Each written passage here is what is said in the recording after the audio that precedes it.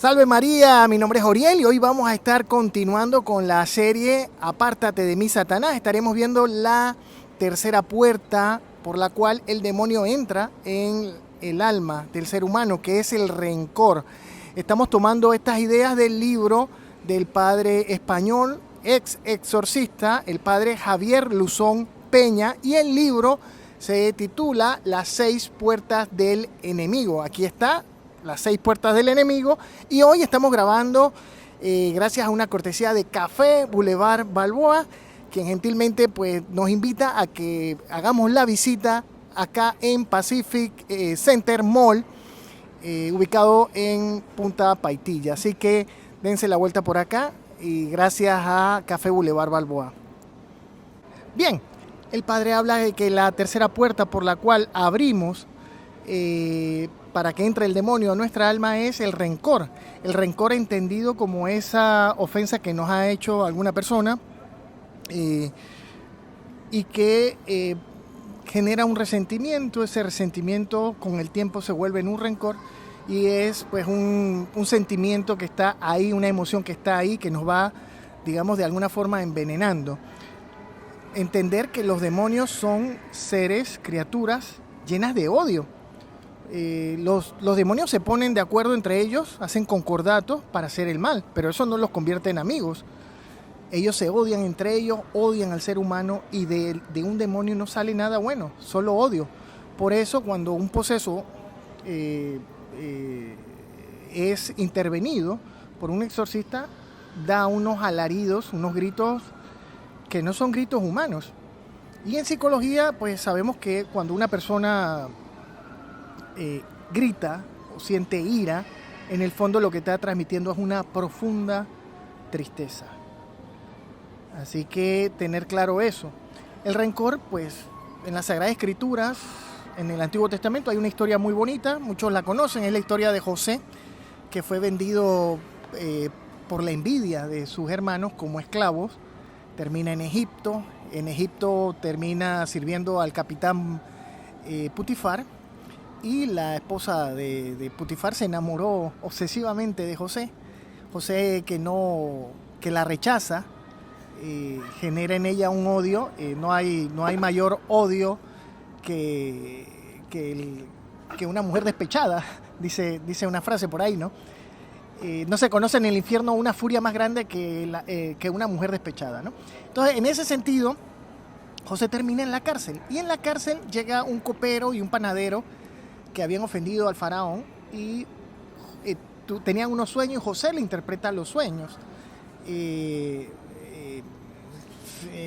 Finalmente José le pide al copero que por favor le hable al faraón, que le cuente la historia de él, que injustamente está detenido, para que lo libere. José en la cárcel, fíjense, José que viene de esa herida de abandono, de rechazo, de traición, de injusticia,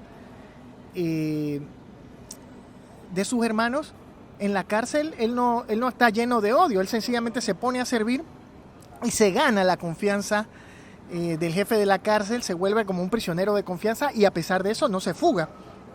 Entonces también ver que a veces las ofensas nos pueden transformar en una persona llena de odio o no, depende de nosotros. Pongo un ejemplo interesante, por ejemplo, una zanahoria es dura, pero cuando se somete a agua muy caliente se ablanda. En cambio el huevo es suave, pero cuando se somete a una temperatura muy caliente se vuelve duro. Solamente el café, que a mí me gusta mucho, solo el café, el grano de café, cuando es sometido, molido, cuando es sometido a alta presión del agua, transforma el agua en café. Nosotros tenemos que ser como el grano de café molido, tenemos que transformar de esas situaciones negativas, de esas situaciones injustas, porque injusta es la vida. Pretender que la vida va a ser justa porque yo rezo, porque hago el rosario, eso es una ilusión. La vida está, de alguna forma, pues implícitamente llena de injusticia. Y vamos a vivir injusticia. Entonces también tenemos que saber eso. No nos podemos llenar de odio. No podemos resentir, volver a sentir esa ofensa. Tenemos que liberarnos. Y la mejor forma es del perdón. Y la historia de José es la historia perfecta del perdón. José en Egipto interpreta los sueños. El faraón tenía un sueño y llamó a mucha gente y nadie entendía nadie podía interpretar eso. Y llaman a José y José va donde el faraón, las 7 vacas gordas, las 7 vacas flacas. Son 7 años de prosperidad para Egipto y las regiones circundantes y 7 años de carencia, de escasez de alimentos. José que le presenta al faraón y le dice, no, hay que hacer un plan, tiene que dividir el reino en secciones y en cada sección poner un administrador y de alguna forma pues entonces administrar para que cuando vengan los años de escasez, con lo que hubo de abundancia, puedan comer todos.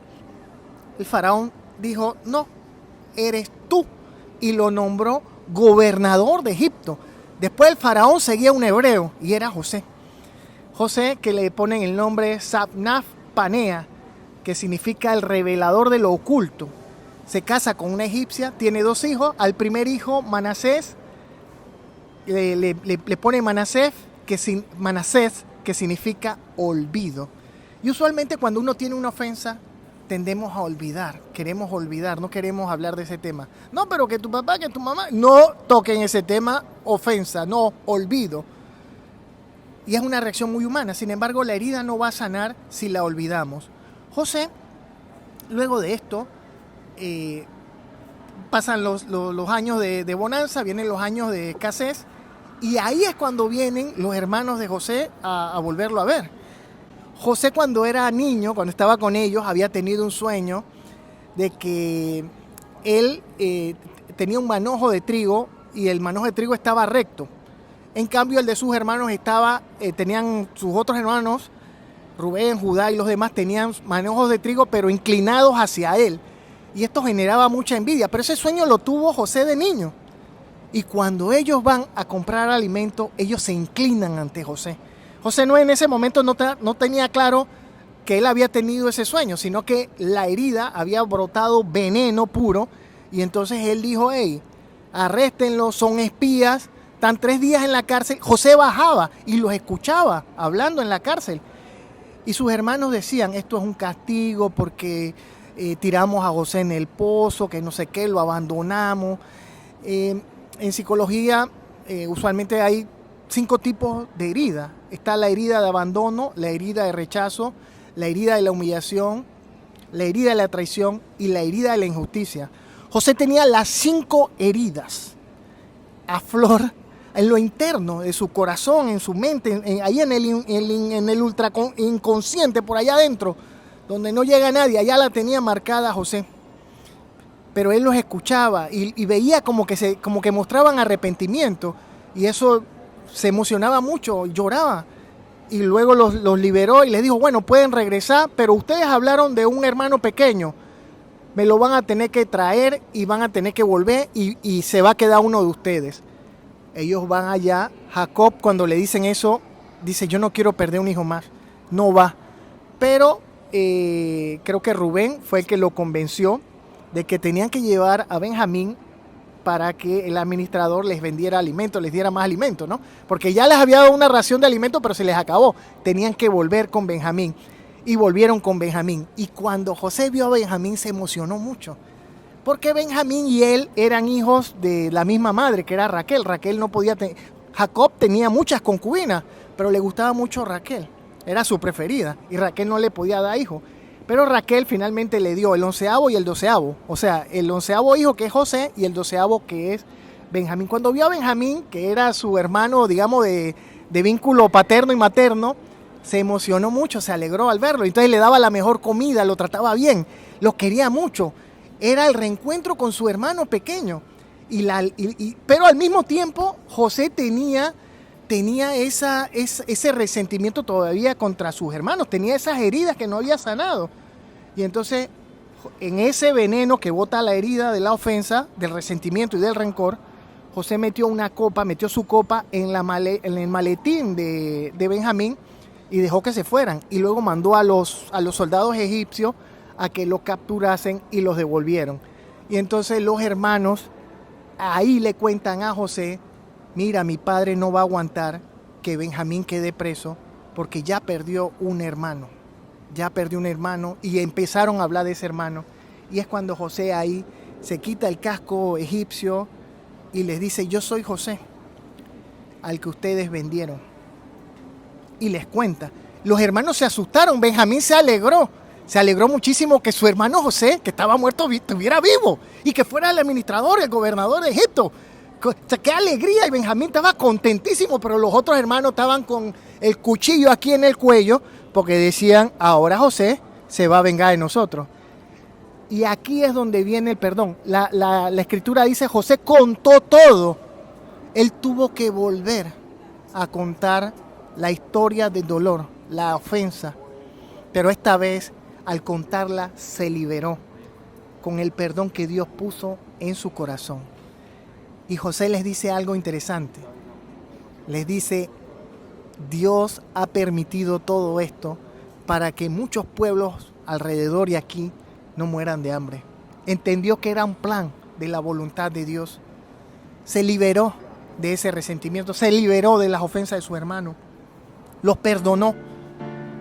Y cuando los perdona, su padre Jacob lo vuelve y lo ve.